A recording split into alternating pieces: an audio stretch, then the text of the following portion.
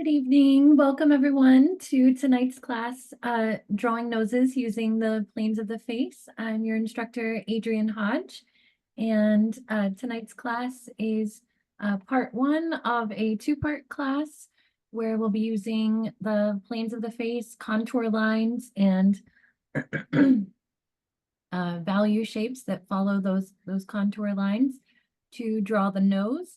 And if you missed our two classes in June on drawing eyes, you might want to check those out. Those are also using the planes of the face to draw eyes. And we used similar materials to what we're using in tonight's class in the first of those classes. And then in the second class, we used pen and ink. So in tonight's class, we're going to use primarily chalk pastel and charcoal. And then next week, we'll continue a little bit with the chalk pastel and then use pen and ink to draw even more noses. And I'm going to go ahead and switch to my tabletop view and go over supplies, and we'll get started. All right, so don't forget to tag your work with the hashtags Make It With Michaels or Michaels Classes if you post online, and you can follow me on Instagram at Adrienne Hodge Art. You can also tag Learn With Michaels at Learn With Michaels or the hashtag Learn With Michaels as well. And here is my business card. I'm also on Facebook, Adrienne Hodge Fine Art. Okay, so I'm deviating a little bit from the supplies on the supply list tonight. So I will be using this Artist Loft drawing pad, this toned drawing pad by Artist Loft. And I will be using the chalk pastel pencils that were on the supply list. So that's the General's brand chalk pastel pencils. And then I've also just got some Artist Loft pencils that came in this kind of essentials kit here, as well as the charcoal pencils by Artist Loft. You can get all of these materials at Michael's. I've got a synthetic eraser and a kneaded eraser. We'll probably be using that kneaded eraser the most. And I have some blending stumps or tortillons that also come in a starter kit with essential drawing supplies by Artist Loft. And I believe that is it. So in tonight's class, I've got a couple of things on these 2 sheets of paper. Well, I've got 4 drawings. We are probably going to cover 3 of these in tonight's class, and whatever we don't finish, we will continue on in part 2 next week. So we've got this drawing we're going to talk about the planes of the face and contour lines. Then we're going to talk about value, and we're just going to focus on value, but we're also going to keep in mind these contours. So you can actually do this drawing right on top of this drawing and combine them. And then we are going to combine the idea of contour lines and value in this third drawing using chalk pastel pencils and charcoal. And then next week, we're going to do this full color image of a nose. And then after that, next week, we will work on these pen and ink noses. And the reference images for all of these nose drawings were included on the supply list. So I'm just going to pull those up on screen now, but I will it's unlikely that I will be able to have these images on the screen at the same time as my drawing, but you should have these on hand, and you should be able to have them for reference throughout the class. So we have several images, and most of the images I have added a black and white version and then a full color version. And then in some cases, I also have an inverted light version of the photograph. So here's the full color with, and then black and white of that 3/4 view. And then we've got this nose in black and white. Then we have that same nose inverted. So all of the light has been reversed or inverted. So all of the light is showing up dark and all of the dark is showing up light. And then we've got the full color of that image and then a full color image again, and then the black and white version of that one, and then a same one, but very high contrasted. So I just turned up the contrast on that image to help us see the value shapes.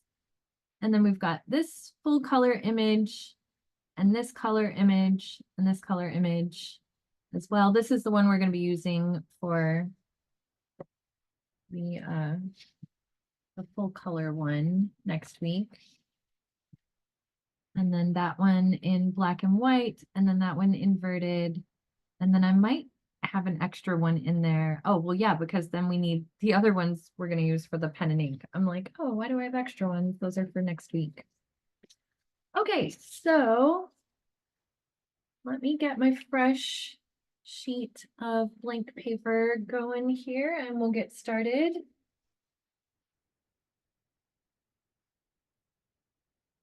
And I will very likely refer back to this class from June, the one that started this series on using the planes of the face to draw the eyes. Just because we used a very similar method and we're going to continue on even more with this in August and do lips, also using the planes of the face.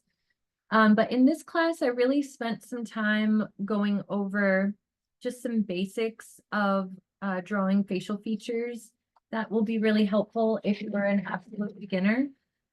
Excuse me. So I'm gonna have all of those things off to the side here and I'll refer back to those as they come.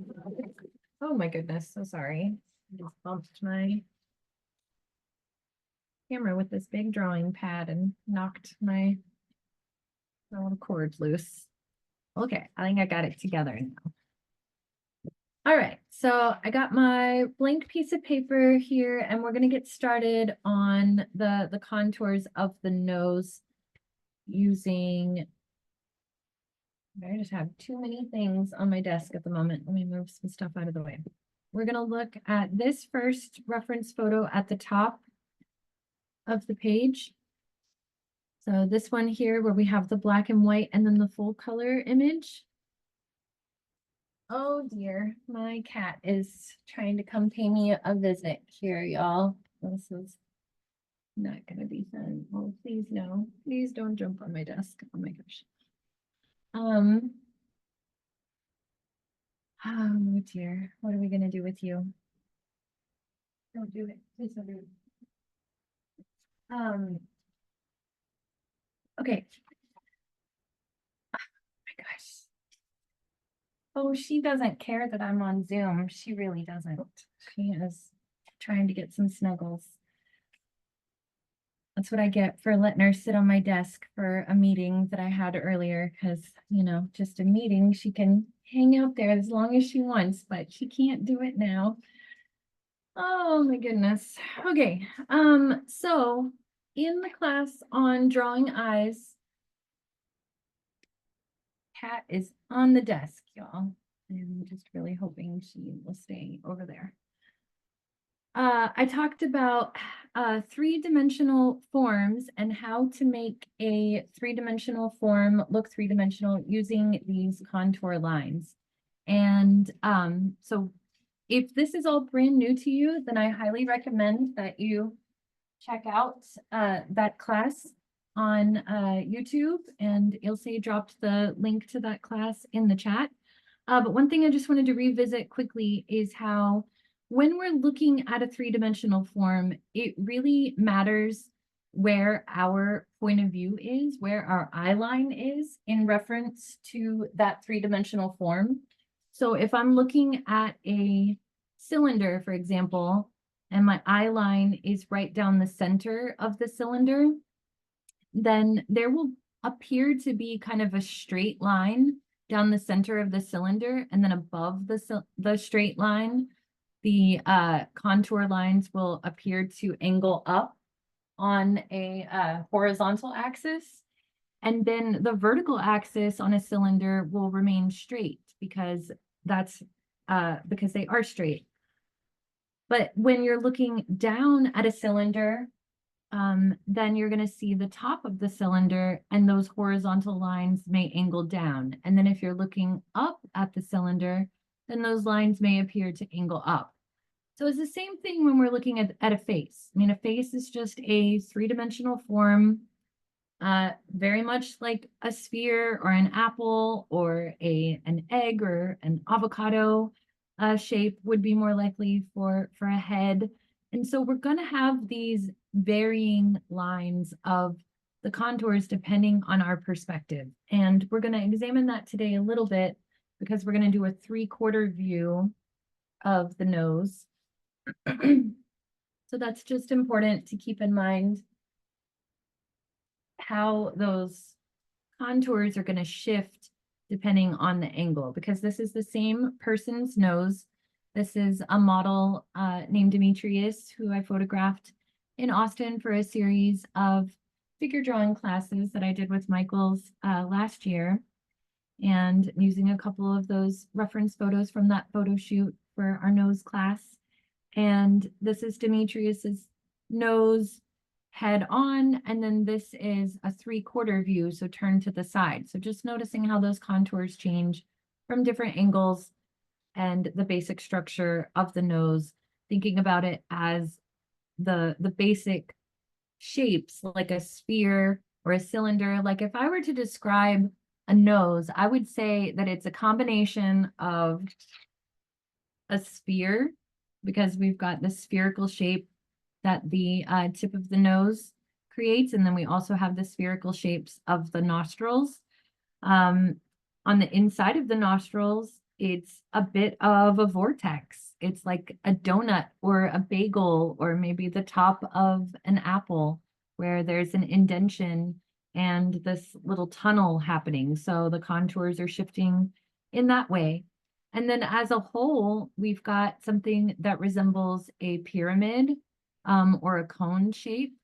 So it's like a pyramid on top of a cone on top of 3 spheres, right? There's a lot of basic three-dimensional forms being combined to create the nose. And then that is all sitting on the surface of the face, where it blends seamlessly into the cheeks. It connects to the eyes, it connects to the eyebrows. So there's a lot of elevational shifts happening around the nose. And we talked about that when we talked about the eyes, and I had to like draw a little bit of the contours leading to the nose when we were drawing the eyes. And likewise tonight, we're going to end up drawing some of the contours that lead to the eyes, because it's all connected, and the lips as well. You know, when we get down here in this area, we're getting close to the lips. And so when we draw the lips, we're going to end up talking about those same planes and how they connect to the nose. So it's all connected. But the trouble that a lot of people run into when they are drawing facial features is this. They tend to do this. So these hard outlines around the eyes, these hard outlines around the nose, hard outlines around the lips. Those do not exist, folks. We do not have hard outlines around our features because we have three-dimensional, because that's just not, it's not flat. That would be describing something flat. And since it's not flat, we have to take into account all of these planes, all of these three-dimensional planes. So that's what we're mapping out tonight. And in addition to understanding those three-dimensional planes, hopefully we're going to gain an understanding of the light shapes, because the light is the most important thing. If I were to try to find a hard outline that would describe this shape of the nose, I can't find it, right? It's not there because it doesn't exist, because this nose is, you know, like a mountain on the surface of the earth, and the mountain doesn't have like a hard triangle or pyramid or cone shape around it. It blends seamlessly based on the elevational shifts, and you're seeing it based on how the light is falling across it. Everything that we see is really, if you have an understanding of the light tells you everything you need to know. So that's where our focus is going to be throughout all of these classes, and has been so far, and will continue to be as we go into next month talking about the lips. Okay, so I'm going to use a chalk pastel pencil, and I used that red sanguine one for all of the class examples to advertise the class, but I'm going to use a darker color so that it shows up on the Zoom, since that one doesn't, red color doesn't show up quite as much as I would like it to. And you can use the same, like a blue pencil, or you can use red, or whatever floats your boat. And so we're going to start with those big general shapes that we're seeing. So I'm using the chalk pastel pencil that comes in the set. I'm using indigo blue. So you can use whatever pencil you are comfortable drawing with. You never have to use the same drawing utensils that I'm using, because I'm not grading you and you're doing your own thing. And all of these classes that I teach for Michael's are really not so much about the product as much as they are the concepts that we're learning. So you use whatever you are comfortable with. And these pencils do erase if you're worried about drawing with these because you're afraid that you're not going to be able to erase with them. As long as you keep your lines nice and soft, if you hold the pencil parallel to the paper and you keep your lines nice and soft on the surface of the paper, you should be able to erase this completely. So it's only going to be hard to erase if you press down really hard and embed it into the paper to where you can't erase it. Okay, so let's start with a triangle. We're just going to start with a triangle. Actually, let's make it more of a cone. We're going to start with a cone shape, and then we're going to draw a nice big sphere on top of it. And then we're going to eclipse that with another sphere off to the side here at the bottom of our triangle. And those are the basic shapes that we're looking for here on the nose. And then now I'm going to take my eraser and erase some of that because I don't want that to be too distracting. But that is what you can start with to start to find these more organic shapes that I'm going to be looking for. So I'm going to be looking at the light. I'm looking at the light shapes. And across that triangle and those spheres that I just drew, I am seeing an organic shape of a shadow that looks like this. Kind of hugs the side here. So I'm looking at the shadowy shapes, the shapes of the shadows and the shapes of the light. And then I'm seeing a shape down here at the bottom that is the shape of the highlight.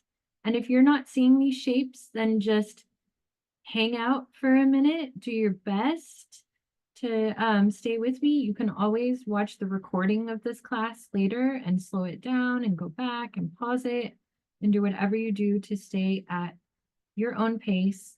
So now I'm looking at, so sometimes it helps if you're not seeing these shapes of shadows to turn the photograph upside down, and then maybe turn your drawing upside down as well, and try not to think about the shapes that you're drawing as being a nose, but rather looking at the shapes themselves in a very obscure way, in an abstracted way, where I'm just saying, like, what is this particular shape? So I'm going to zoom way in, like this shadowy shape right here.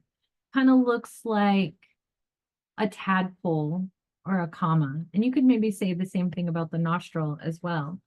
So I'm going to draw just that shape. And you really have to trust the process that if you just draw what the light is doing, then the light is telling you everything that you need to know, right? And right now we're not worried too much about proportions or getting all of these, to capture the likeness of this particular person's nose. And I'm going to say that again whenever we draw all of these noses. So we've got Demetrius for a couple of noses here. And then we've got my daughter, Elliot, for a couple of the noses. And then it's my nose for some of the last ones. But for all of them, if you just try to aim for your goal being to understand the planes of the face, to gain an understanding of what we're talking about, even if your product of your drawing is not what you want it to be, but you understand what I mean, that's a success for me. And then your second goal, I would say, if you really want to have a product you're happy with, is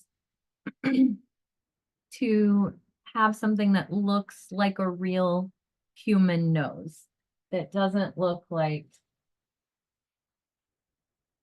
this with the hard line.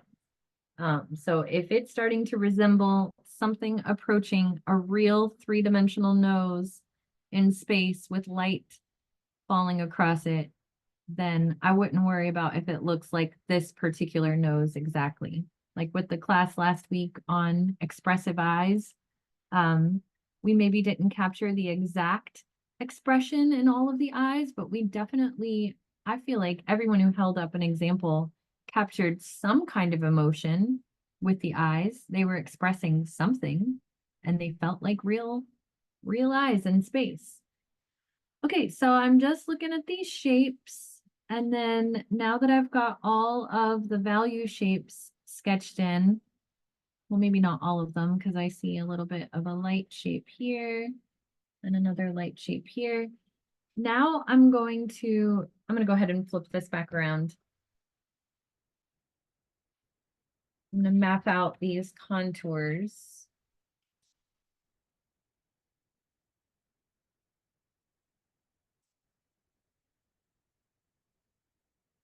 All right. And so, yeah, turning it upside down like that, sometimes proportions can get a little off. Like it looks like I kind of drifted down right there on that side of the nostril. So I'm just going to move that up a little bit. But sometimes that really helps to disconnect the part of your brain that is telling you, that mental chatter that tells you something's wrong, and to be able to just focus on what you're seeing. And that is something from the book by Betty Edwards, Drawing on the Right Side of the Brain. That's one of the key tricks in that book, Drawing on the Right Side of the Brain by Betty Edwards, talks about draw what you see, not what you think you see. And turning the image upside down and turning your drawing upside down is a way to disconnect from the part of your brain that is naming things and that can really throw you off. Okay, so talking about the elevation of a cone, we've usually got a straight vertical axis on a cone, and then these radiating lines that radiate out. Like, let me use my scratch paper to illustrate the contours of a cone here. So we've got a cone shape, the triangle, the curve on the bottom. On the vertical axis, we've got a straight line, and then it sort of radiates out like a maypole or a Christmas tree. Right? On the vertical axis, that's what we've got.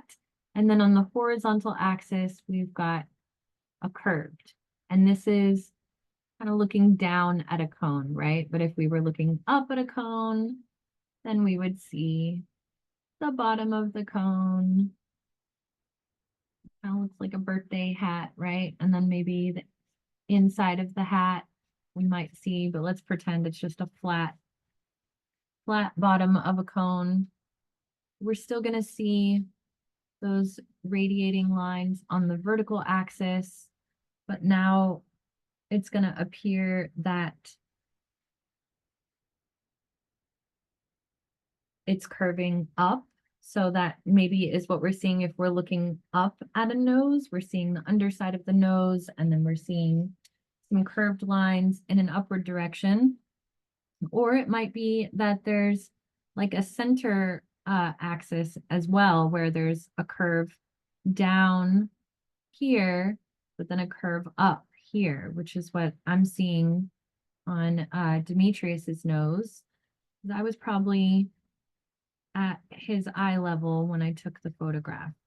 So on the horizontal axis, we've got this curve up that's happening.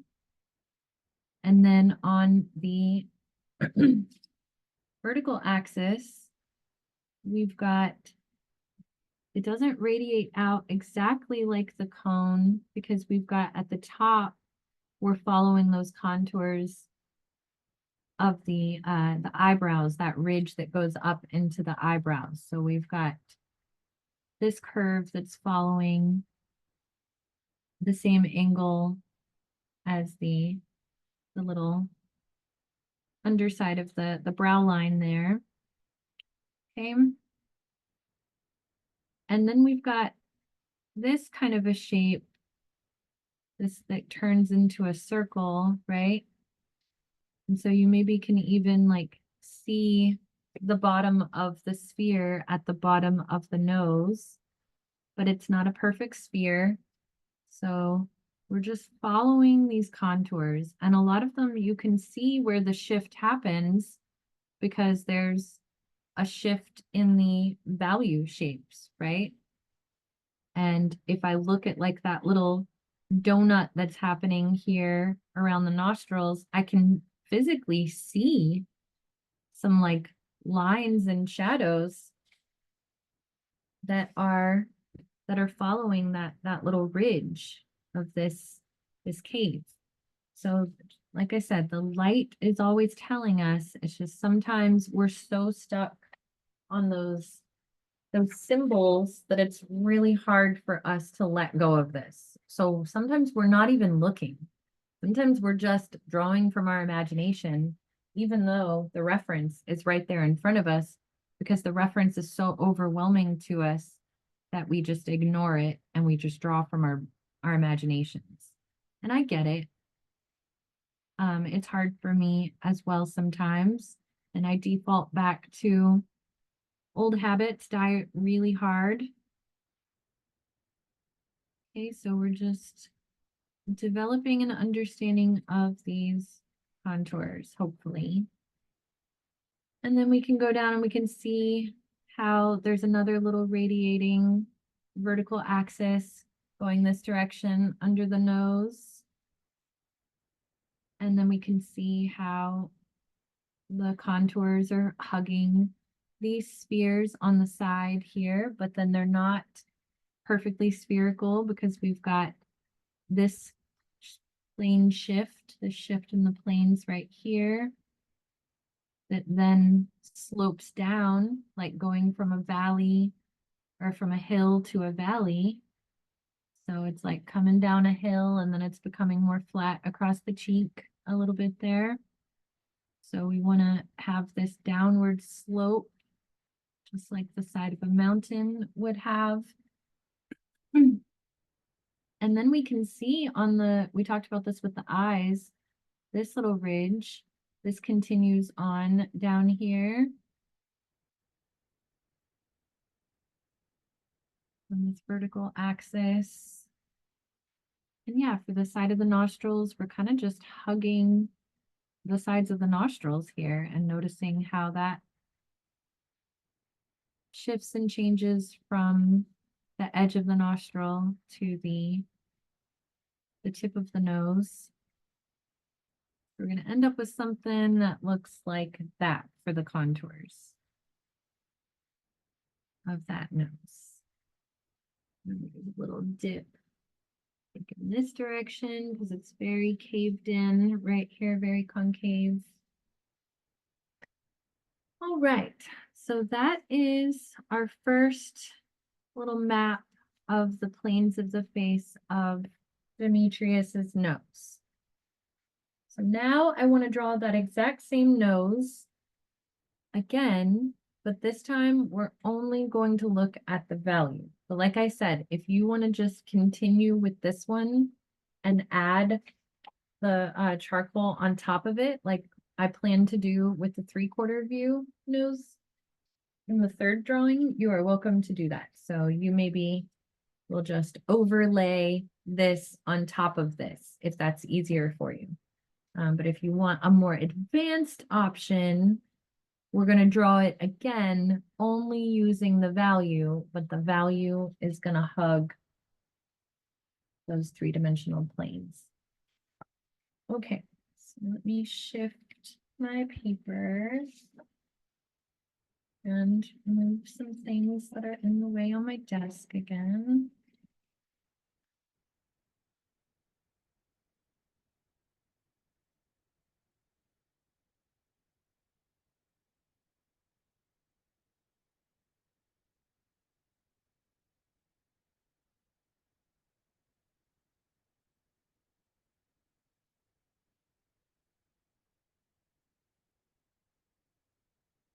Okay. So I'm going to keep looking at the black and white version of the photo, but if it helps to look at the colored photo, the true color photo, then you can do that as well. Or you could even play around with saving these photos to a photo editing app and turning up the contrast or inverting them. I think that inverting is really helpful. If you were to take this photo and invert the lights on it, and it's pretty easy to invert things on an iPhone. For example, I'm just going to pull up a photo real quick on my iPhone and just show you. Here's a picture of me with my cat earlier who was snuggling during my last meeting.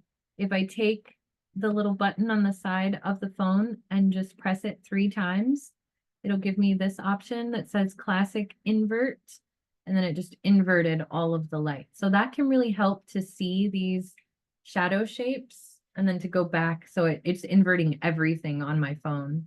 And then if I press it 3 times again, whoops, I do it 3 times in a row, then it'll let me undo that. So that's very helpful. And you can do that in Photoshop. There's also an app that I use that's a free app called Fonto. I'll write it down here. Phonto. It's for adding text onto an image, and that app just happens to have a filter that will invert light on your phone. All right, so I'm using my Artist Loft soft charcoal pencil now.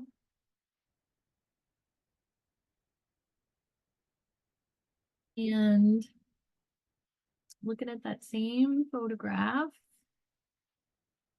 And I'm starting pretty much the exact same way that we started on the last drawing.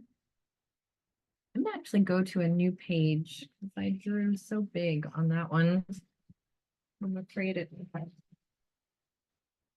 my next drawing isn't gonna quite fit. Okay, so starting the exact same way, looking at those value shapes. I'm starting up here in the corner of the eye this time. And then looking at all that big area of light and that big area of shadow. And if it helps to start with, draw it on top. If this is like too advanced for you, then, you're just doing this on top of this one. You're just adding the shadowy shapes that we're seeing on top of that one because we mapped it out. So it should be a lot easier to do it that way. And I'm not worried too much about proportions again here. So if I end up making the nose wider than Demetrius's nose or shorter or anything like that, I'm not going to worry too much about that. So I'm just looking for those shapes of shadows and shapes of light. And I'm using the charcoal pencil on the surface of the paper, keeping the pencil nice and light so that I can easily erase anything. And honestly, in this stage, I can't even tell if things are in the right place yet. It's not until I start to hone in on more specific shapes that I can see where I might even need to make adjustments.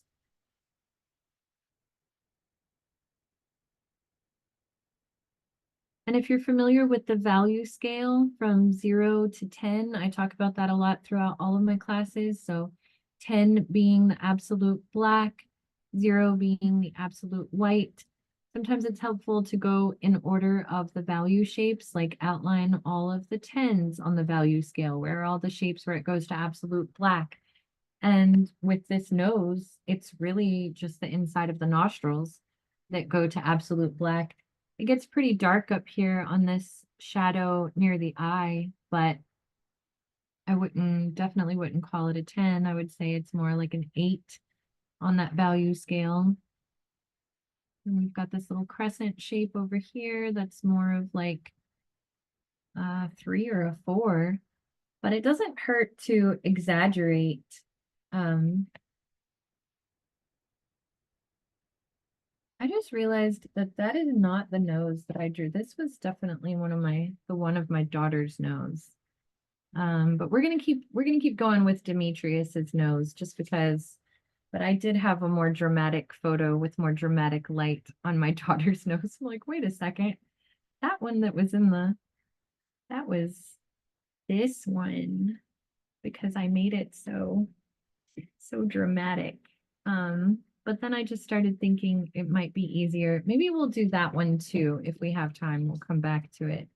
I was just thinking it might be easier for those of you who are more absolute beginners to overlay. But yeah, that is a different nose in that drawing there because I was looking at that one for some help just now. And I'm like, wait a second, that's not the same nose. So yeah, but you can always exaggerate the light. I mean, you can do whatever you want, honestly. Art, I think, is supposed to be fun and it's supposed to be uniquely your own. So if we just all tried to imitate what I was doing exactly and didn't exaggerate or emphasize or make edits, then it wouldn't be as fun. Okay, so yeah, this might go kind of quick since this one doesn't have as much dramatic light as the other one. So now I'm going to start to add some of this value and I'm following those contours as I'm adding the value. And I can use my blending stump to help me once I've gotten some value in place and I've built up a good amount that I can blend. I can take that tortillon or blending stump and start to blend it out. And I can even use, since I want a lighter value over here, maybe I use the blending stump to get like a more transparent value to happen over here to get that lighter 3 or 4 value to happen and to fill in that value a little faster. And you might even take like a piece of scratch paper.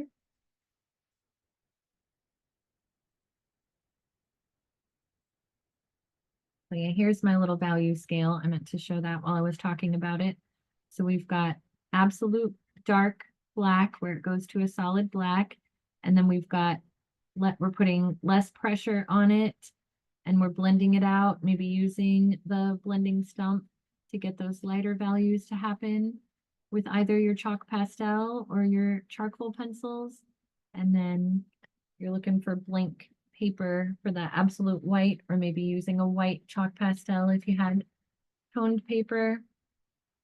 Okay, so but on the scratch paper, sometimes it's nice to like build up some of your charcoal and then use it like you're painting, like dip your tortillon in here to grab some of it and then use that to draw with. So I'm kind of using this like a paintbrush.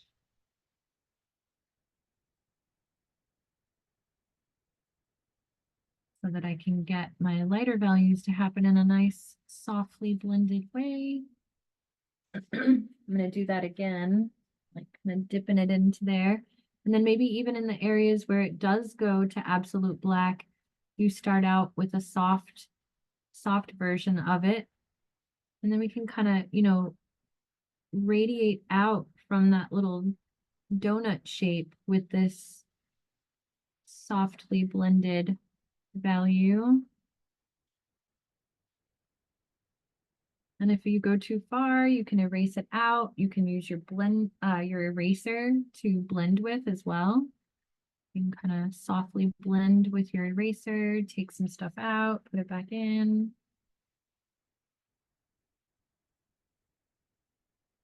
But everything that we're doing here, we're making sure that we're following those same contours across the nose that we just talked about. We don't need those map lines in order to follow those curves, but it definitely helps if you're new to this idea.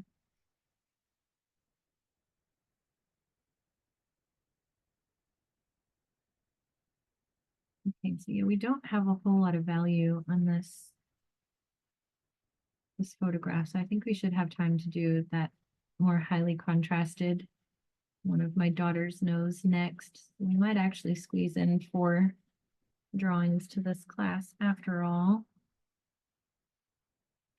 So even as I'm adding the value with the charcoal pencil, I'm still following that little curve.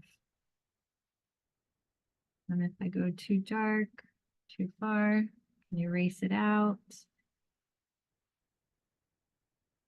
put it back in, etc.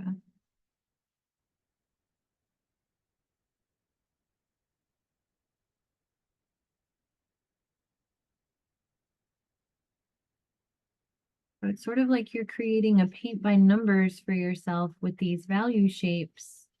And then all the value shapes are following those 3-dimensional curves, those planes of the face. And then you're just matching the value that you're seeing on that value scale and filling that in that particular shape. And you're following the contours. And in no area so far on this nose drawing do we have a hard black line around the whole thing, right? And if it feels like it's not quite describing that like plane coming down the side of the nose, maybe you take it out and put it back in and you're more mindful of that slope as you're doing that.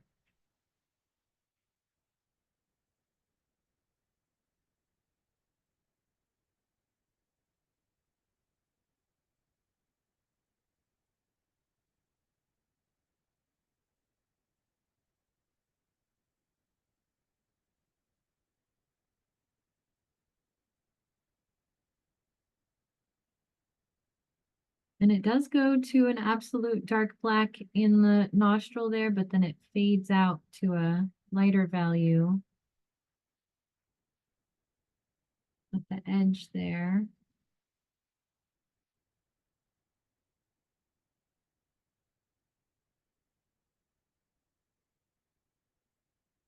So I want that subtle little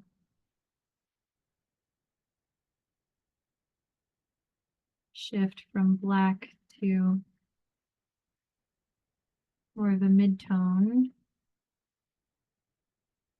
All right, I think that's pretty good. Let's move on to that other nose that was more highly contrasted, the photo of my daughter here. So was this one, and this is the one that I included.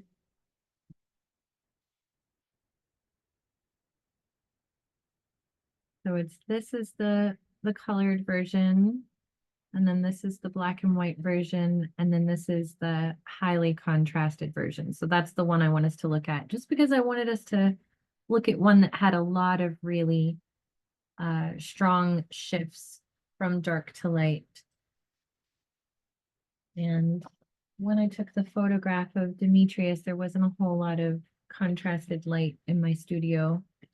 So that's why that image doesn't have a lot of high contrast. Okay, so, and the true color version of this photo isn't, well, it's pretty contrasted, but making it black and white and turning up the contrast makes it even more obvious. Okay, so we're looking again just at these value shapes. That's how I'm starting. And I'm not going to have the contours for this one.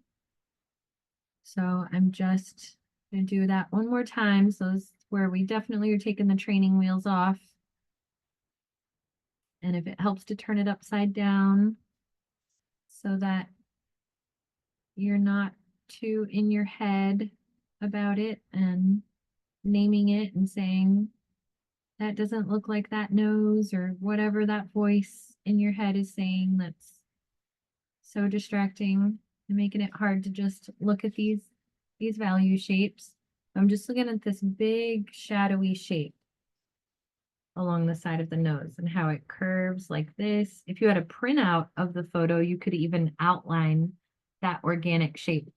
And sometimes I'll ask students to identify like what else could this shape be. Like a while back, I can't remember what it was now, but we said the shadow looked like, oh, it was a nose in an in-person class, and we said the shadow underneath the nose looked like a baby dragon, and that was a cute one. But I don't know, like what could this shape be? I feel like it kind of looks like a paper hat right here.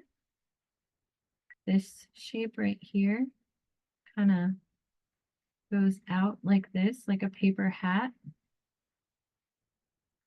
And then above that, I'm seeing maybe a crescent shape or like the side of a boat. So whatever you have to do to just disconnect the part of your brain that wants to say, that's wrong, and just say, hush, brain, I'm identifying shapes and I'm trusting the process. Okay, so on the underside of the nose here, let's see, what could this shape be? I'm seeing another crescent moon. I mean, there's obviously a lot of crescent moons whenever we're looking at something that's spherical. But I see a crescent moon right there. And it's going to look weird at first when you draw this way and when you don't judge yourself and you just don't try to name it and you just try to draw the shapes that you're seeing. Okay, and then that crescent moon shape is coming right up against this little crescent moon shape, which is maybe it kind of looks like a, oh, it's like an eye.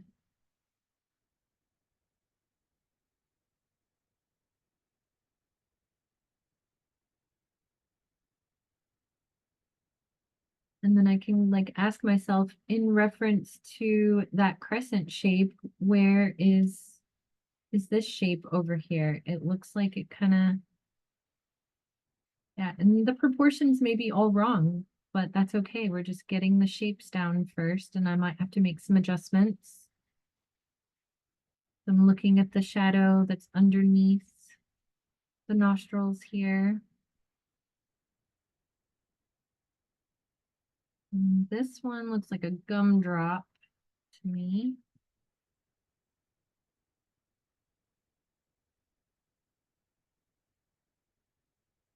Okay, and then up here, do another little crescent shape. It's hard to know like when to stop and when to like start drawing the eye. I mean, you can always add the eyes in there if you want, but I'm going to try to keep it just to the nose. All right, so I've got most of my dark shadows, and so now I'm going to erase some of those lines just because I was trying to emphasize like all the weird shapes that are happening there and try to zoom out a little bit and see how my proportions are looking and make some adjustments based on the whole thing rather than just the parts, and see where I might need to move some of these crescent shapes to make them line up. But again, we're not worried about capturing the exact likeness, even though it's my daughter, so a part of me wants to capture her likeness. I'm going to use this piece of scratch paper again over here so I can keep using my little paintbrush method with the charcoal pencil. So I'm like kind of building up a bunch of it there, and maybe I could use like some different values of it. So make it really dark and then a little lighter. That way I can use my tortillon sort of like a paintbrush, like I'm painting with my tortillon. And then I'm starting to fill in my little paint by numbers of these value shapes based on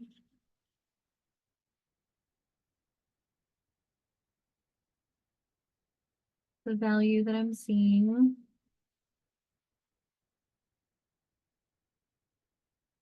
And even though I know it goes super dark in there, I'm gonna just build it up softly, as it doesn't hurt to take your time.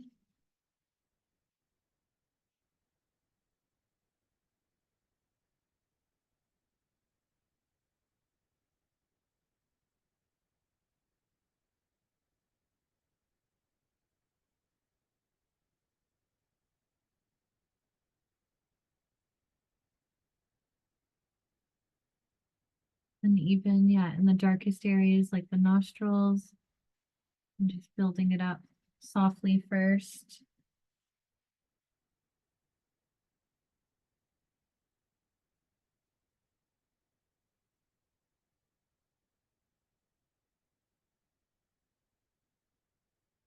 And definitely following those contours.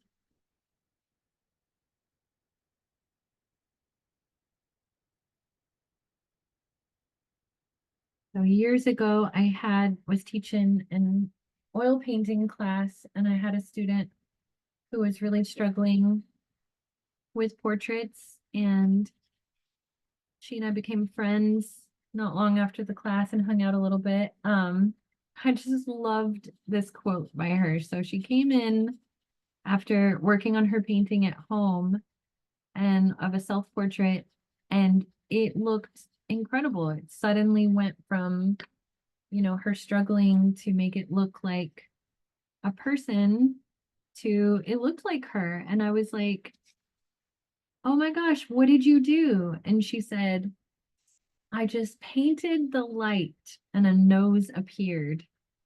And I was like, that's it. That's the thing you got to do. So I love quoting that. I even wrote it on the board that day whenever she said that. So, and we are painting anytime we're using materials where we are blending and layering, you are technically painting. So we are painting the light, and hopefully a nose is going to appear. And we're making sure that that light is following these contours.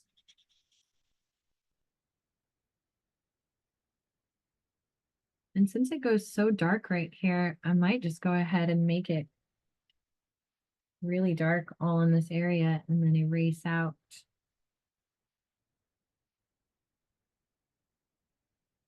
I just lost my pencil that was in my hand 2 minutes ago. Okay, oh, here it is.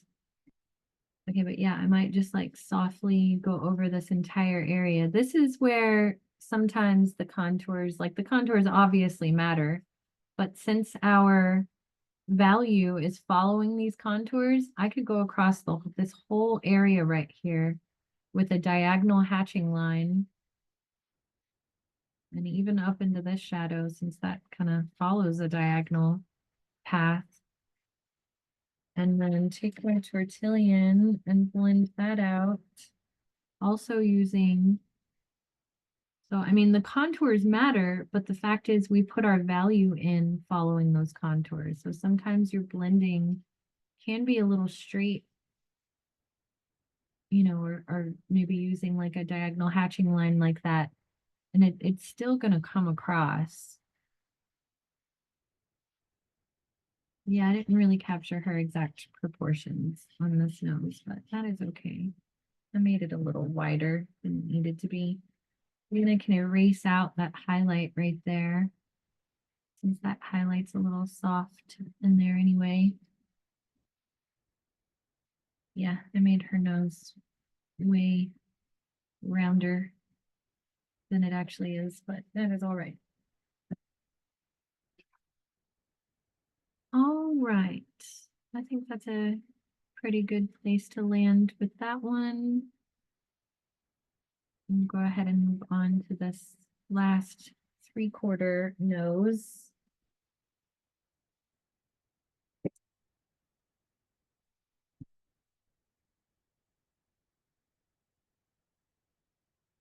So obviously when I do these class examples, I do spend a little more time, you know, just taking my time with stuff, and with the demonstrations, things just always go at a different pace here. Okay, so we're gonna go back to that second photo of Demetrius's nose and get a 3/4 view going here. So we're looking at a different angle on that cone shape. And I'm going to start out with my chalk pastel pencil again and map out the contours first.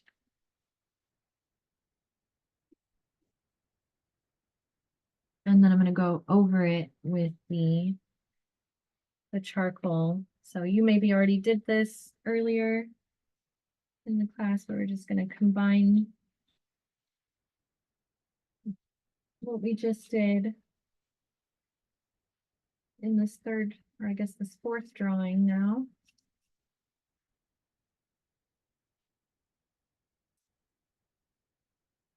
Okay, so you might want to start with that cone shape again with the spheres on the bottom, or if you feel like you're getting the hang of looking at value shapes, you can go that way.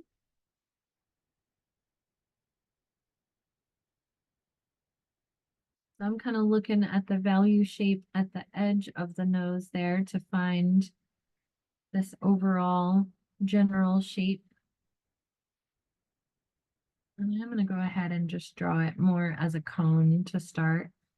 So it's a cone that's kind of cut in half a little bit here because it's a 3/4 view of the face, but it's a bit of a, no, it's not a profile of the nose because that would be completely from the side.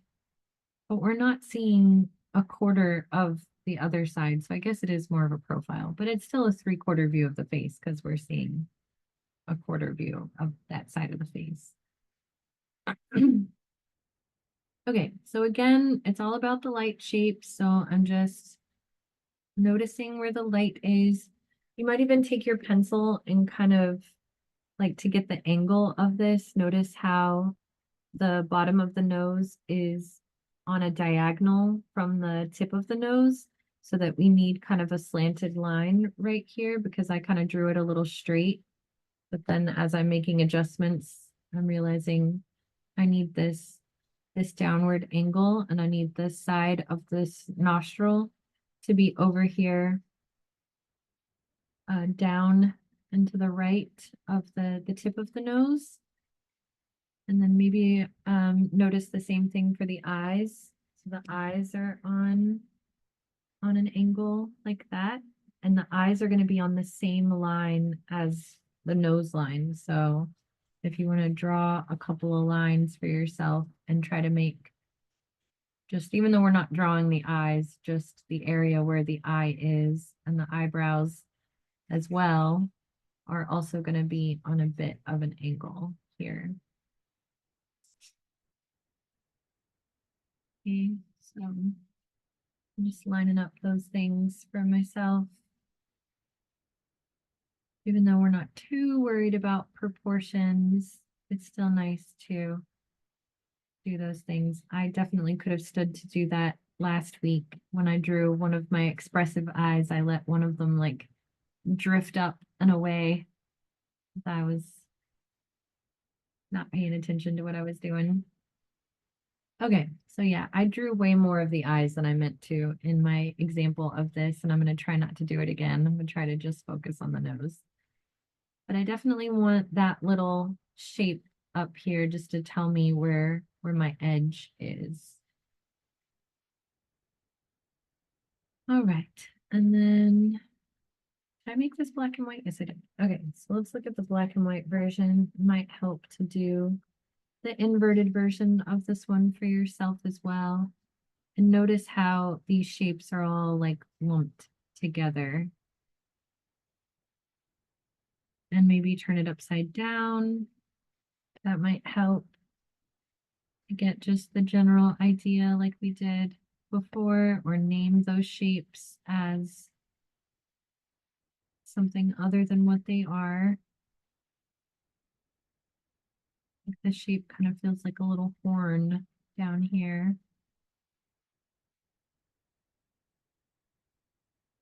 And then I can notice some more detailed shapes, like for the lights hitting the tip of the nose there, and how the light's hitting it here.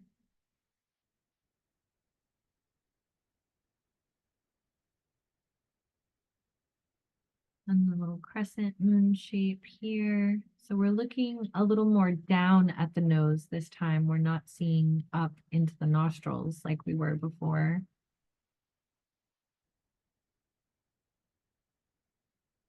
But in this, we're going general to specific. So we're looking at the general shapes and we're not worried about how they line up until we get more specific.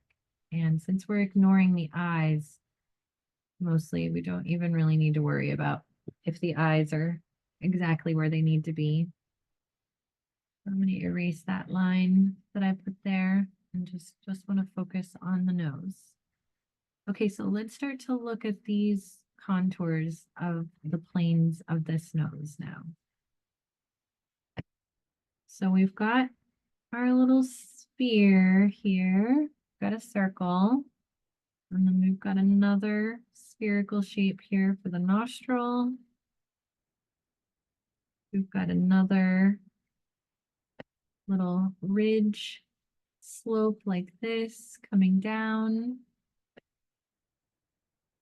I'm just making sure that those things are fairly accurate before I start to draw my contours. Okay, so up here at the top, I'm just following the side of the nose. I'm just following that same line at the curve. And then when I get right here, this is where I really want to pay attention and notice exactly what I'm seeing and where that little curve of that spherical shape is happening, and then where it stops being a perfect sphere and starts to flatten out and then connect this other sphere,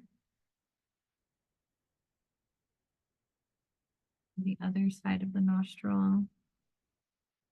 And there is a bit of an equator line right here where it appears kind of straight and then it starts to curve more in an upward direction. That's what I'm seeing. And then there's this moment right here where it's a little more of that slope down. So there's the curve. This is like the peak right here. And then the slope down starts to happen.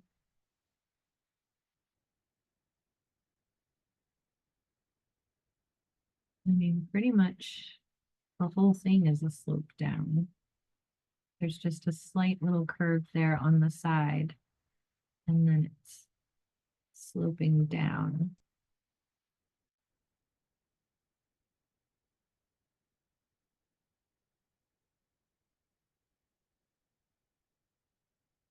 And then things are becoming flat again up here on the forehead.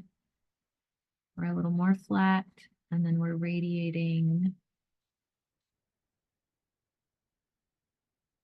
out towards those eyebrows.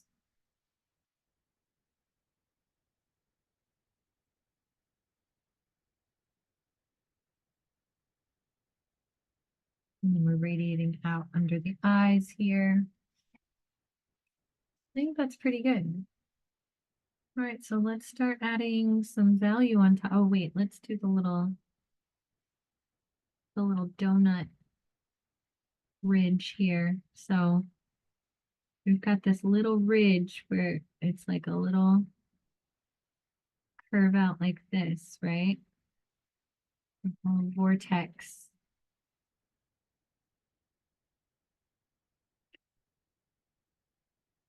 And then it's a little flat right there, and then it goes into the cave of the nostril.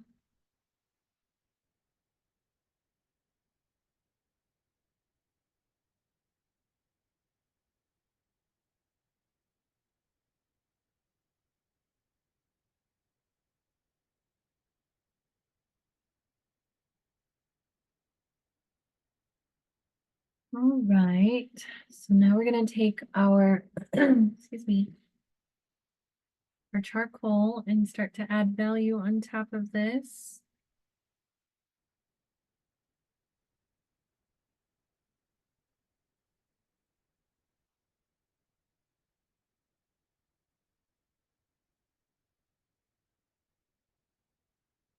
I keep misplacing my soft charcoal pencil.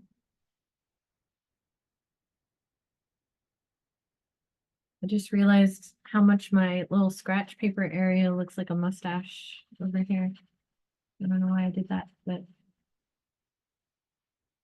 I'm getting a little paintbrush and going again with my tortillon.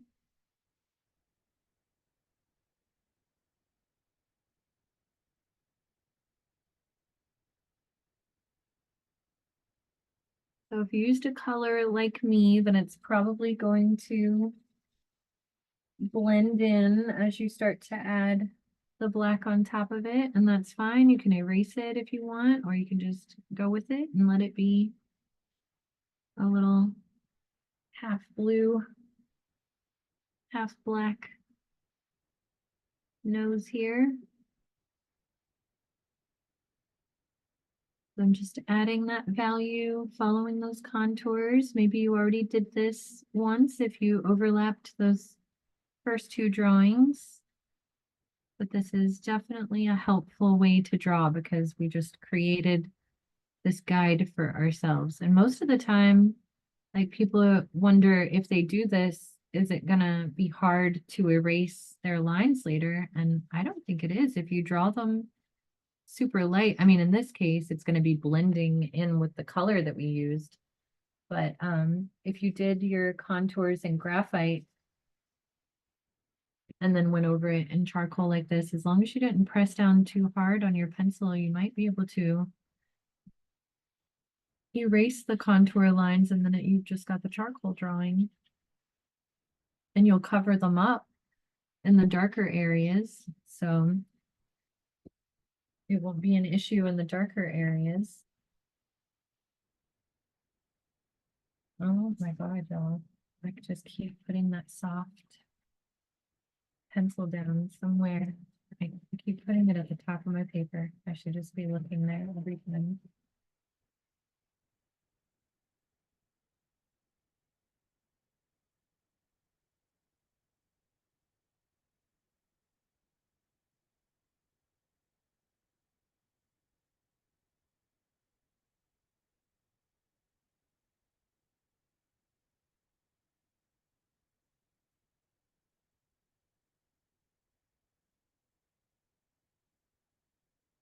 So it is already it's only 7:11, and we are almost done with this nose. Maybe we will go ahead and get a head start on that full color chalk pastel one for part 2 next week. And we have plenty of reference images here that if we have extra time next week, we can always draw an extra nose together as well. Or I'm happy to spend that time answering some questions.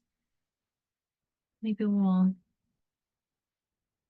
go ahead and end the class a little early and see if there are any questions. And then if we still have time after that, I'll start drawing another nose.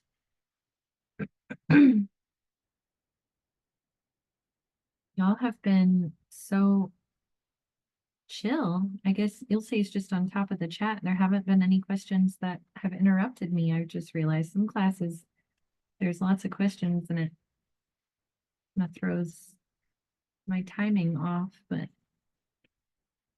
we got ahead of schedule somehow. Okay, so yeah, there's not a whole lot of super strong contrasty value on this nose, just like that other one, because they were taken under the same light, right? It was pretty evenly sparse light. So we really just want a pretty light value. We want the value to be nice and light all the way across here so that this highlight sticks out.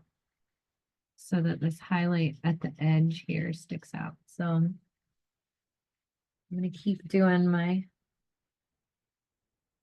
paintbrush thing with my tortillon so that I can fill in this very light value all the way across. And I want that highlight at the tip of the nose to stand out in contrast to that.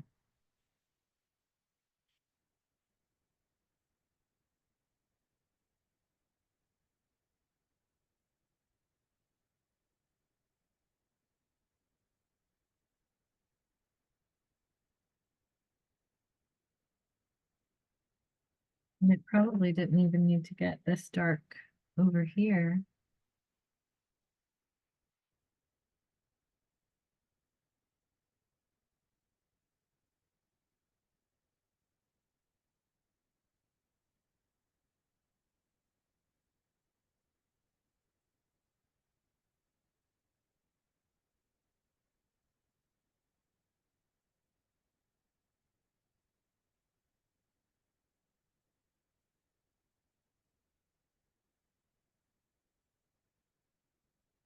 All right.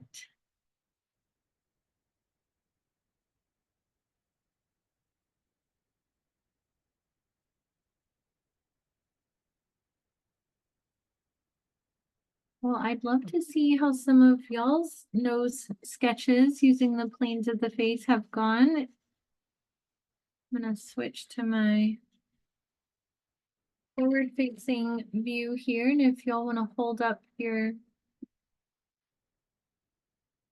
examples, we can spotlight you and we'll see if there's any questions. Oh, wow. Look at that, Diane. That's lovely. Oh, I love a good page of notes.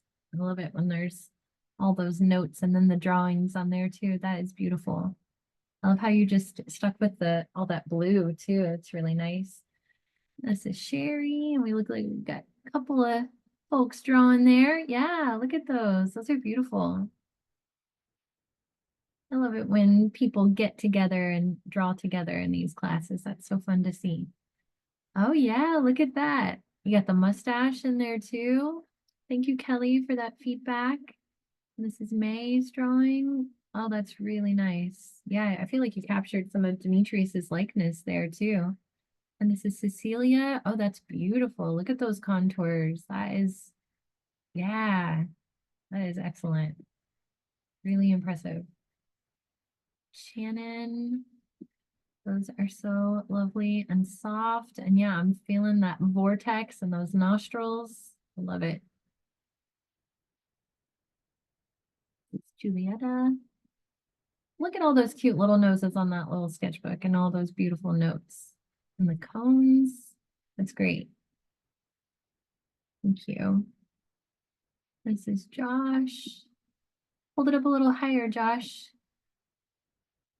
Oh, wow. Yeah, those are very striking. Yeah, look at the likeness. Wow, the one of my daughter, you captured some likeness in all of those. Really nice work. Anita, beautiful. Yes.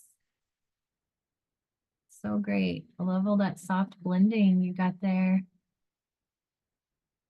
Oh, it's so fun. Y'all did such beautiful work. Okay, so Wow, we have 15 minutes left. Are there any questions that I could answer? If not, I'll just start. There Jump. are a couple of questions. I don't know if you can see them, Oh, okay. Let me scroll. but Leslie said this might be the best nose I've ever drawn. So when drawing a portrait, what part of the face do you start with? Oh, that's a good question. I usually start with the whole head and kind of map out the entire head in a way where I'm looking at the general value shapes, but I probably do start with uh the eyes. Like that's where I start to put detail first, but I go pretty general, stay very general on the whole head and get, the proportions of the whole head and get everything mapped out where it's supposed to go before I start putting any details on. But then I will usually start adding details to the eyes first. And then uh or sometimes I look at where those 10 values are, where the absolute 10 is. And so that's usually going to be in the eyes and the nostrils and then the line at the center of the mouth. So I'll jump right to those dark features first. Yeah, thank you for that great question. Oh, and then Deb was asking, how do you clean the tortillon? Someone asked that in the last class on drawing eyes, so I actually have right here. I mean, you really can't clean it perfectly, but if you kind of rub it, just draw with it on a blank piece of paper until you get as much of it off as you can get it somewhat clean again. But I try to just designate them like this one has some of the color from the chalk pastel on it. Just keep them separated so that certain ones I use for certain things, or maybe some of them I'll use like for lighter, for like white chalk pastel. But they're pretty inexpensive. I mean, like I've got the package of the Artist Loft ones here. I think these are around $2 for a package of 10 of them. So you can also use a twisted up paper towel. Could work as a tortillon. You can use Q-tips. You can use tissues. Lots of things can be a tortillon if you want them to be. Um, and yeah, it looks like you'll say already answered Cecilia's question. There'll be more classes. So yeah, next week is a part 2, and then we're doing lips in August. So drawing lips using the planes of the face. Um, oh, and there's Sue, one of our regulars, had to leave early. And yeah, we don't have a full profile view. We just did that one from the side, but it's pretty profile, even though it was a 3/4 view of the face. Okay, let's see. there's a couple of new Oh, questions there are. if you want to scroll down now. Let me scroll down. Um,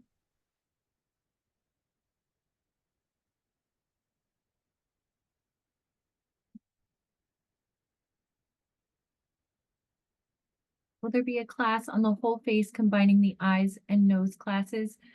So we've had plenty of other classes on portrait drawing, where we've combined all of the features. If you search on YouTube for the keywords portraits, facial proportions, and Michael's and my name, they should come up. There have been several. And yeah, I do plan on doing more as we go forward. For sure, portraits are a favorite subject matter. So, and I had also previously done some classes that broke down the eyes, nose, and mouth, but they were premium classes. But we're no longer, or Michael's is no longer doing those premium classes. So I wanted to revisit those things, but doing it differently. So, focusing on the planes of the face. But we had a class on drawing a portrait using contour lines, I think was in the key, one of the keywords, and it was a drawing of my son, and we mapped out all of the contours on his entire face and then added value with graphite. So that one is there on YouTube. Yeah, if you just search portrait, contour lines, and my name, it should come up. Can you use these techniques for other mediums? Yes, definitely. And we're gonna use pen and ink next week with the same the same method, and but then we're going to go on top of it with pen. So we're going to be using the value shading techniques that you use with pens, hatching, cross hatching, stippling, and scribbling. And we just did those last week with the expressive eyes in pen and ink class. But we started with like a colored pencil first, and then we added the pen and ink on top. So that's what we'll be doing next week. We'll do this full color chalk pastel drawing of a nose, and then we'll move on to doing it in the chalk pastel pencil first, and then adding the pen and ink on top of it. And then Onita says, oh, I just lost it. Where'd it go? It jumped away from the chat. Scroll back up to that one. My granddaughter Skyla wants to understand why you use lines when you draw the parts of the face. So it's really just to help understand the 3 dimensions of the face. Like earlier today, I was teaching a kids camp at the art museum where I teach in person here in Austin, and I was using this same method for landscapes. And the students were working on some pen and ink landscapes, and I was breaking down like a hillside and a mountain and a cliff face and water using these same contour lines, just to understand, because all 3-dimensional forms have elevation, right? Because they're not flat. So they don't just have height and width like a 2-dimensional shape. They've got that 3rd dimension of depth. So we're trying to understand where the depth is. So turning a 2-dimensional triangle into a 3-dimensional cone means understanding where that curve is happening on the triangle to turn it into that cone shape. And the lines, just like the elevation of a map can help us understand where that elevation is. I think it just helps to understand that we're looking at something that's 3D. How do we make it look 3D? How do we keep it from looking flat versus 3D? And it's about those contour lines. So hopefully that helps. But I definitely had a student today who, like, no matter how many times I described it, she still could not get it. And I ended up going over there and like talking about texture. So like we were doing the side of a cliff face, and she was like, starting to get the idea of the contour lines, but they still were not feeling like the side of the cliff. And so then I said, let's think about some adjectives that describe the side of the cliff. And she said rough, sharp, jagged. And then I was like, look at those value shapes that we're seeing. Are they perfect, or are they sort of jagged, sharp, rough, like you're saying? And she was like, yeah. And she added dented, that they looked dented. And I was like, okay, so let's try to make our lines look dented. Let's try to make them look rough, make them look sharp, so that those organic value shapes are going across those contours in that way. And the way that that could apply to a nose, because a nose is very much like a mountain or a cliff face, but we would want soft lines. We would want curved lines. We would want, think of some other adjectives that you might use to describe a nose. Dewy, you want dewy lines. Okay, and then Sarana says, how do you easily draw a portrait of a person? I'm never able to get my portraits to look like the person I'm drawing. Oh, well, that's not an easy question to answer. How do you just easily draw a person and make it look like them? I think the first goal would be to make it look like a real human being, like a 3-dimensional human being in space, and not a flat, those symbols, those hard outlines like this. So first, to like get away from that would be I always recommend people, like I do private lessons, I do all kinds of stuff. And in a private lesson this week, I recommended that instead of drawing somebody that was precious to the person, that they get a photograph of an interesting character from the internet, like just a random person. And if I would recommend starting with somebody who is much older and maybe not conventionally attractive, even though I think I draw people all the time, and I've yet to draw a person that I didn't think was very attractive by the end of drawing them, because I think, everybody is beautiful and unique in their own way. but find somebody who's not conventionally pretty and young. And that way you can really look at those creases and shadows and wrinkles and folds that are happening in the face and use all of those contours to really like dig in there in those values and look for like a highly contrasted photo. Like that photograph of my daughter was very highly contrasted, lots of dark, lots of light, and turn it upside down. Disconnect from the part of your brain that's naming it as a person and just try to draw those shapes. And you might be surprised how you start to make it look like a person. It may not look exactly like that person, but then once you get that down, then you keep practicing, and it sometimes takes lots of hours and years of practice.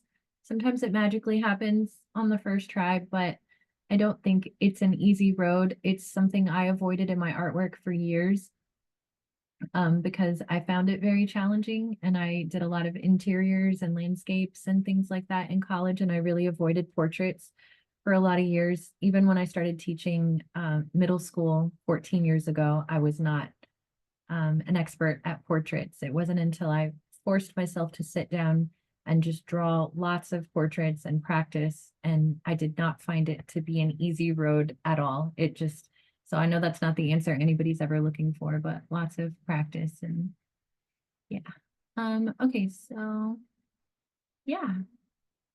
Great questions, y'all. Thank you. And I'm seeing lots of wonderful feedback. How do you sharpen the pastel pencils? I'm just using a regular little sharpener here. Like there's the one that came in the little artist loft kit. One like that works fine. Thank you, Lan. Oh, there's such wonderful feedback. I appreciate all these compliments. It just gives me the warm fuzzies. And yeah, I'm excited for the second part. Somebody recommended Francis from the Super Mario Brothers movies would be a good place to start for an interesting character. That's a good suggestion. All right. Thank you. Thank you, Leslie and Jasmine and Lisa and Sherry. Y'all are also wonderful. Thank you so much. Thank you, Deb. And thank you, Ilse. Always such a lovely moderator. And we'll see y'all next week for part 2.